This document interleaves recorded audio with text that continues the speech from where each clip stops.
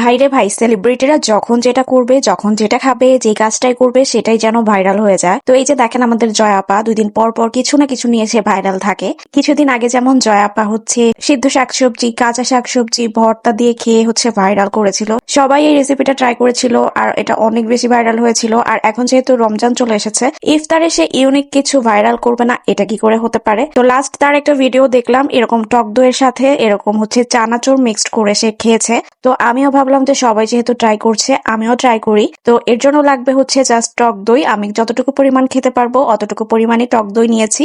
এই বম্বে সুইটস এর চানাচুর আমার বাসার নিচের দোকান থেকে এই চানাচুর এনেছি। এখন আমি চানাচুর আর টক দইটা মিক্সড করে নিব। একটু এক্সট্রা টেস্টের জন্য আমি একটু লেবুর রসও অ্যাড করে নিয়েছি। এবার খাবো। খেতে কিন্তু বেশ দারুণ, একটু ক্রাঞ্চি ক্রাঞ্চি ভাব আছে, সাথে হচ্ছে টক দইয়ের একটা ফ্লেভার আসছে। তো সব মিলিয়ে ভালোই লেগেছে। থ্যাংক ইউ জয়াপা, এরকম নতুন নতুন ইউনিক ইউনিক উদ্ভট উদ্ভট রেসিপি শেয়ার করার জন্য।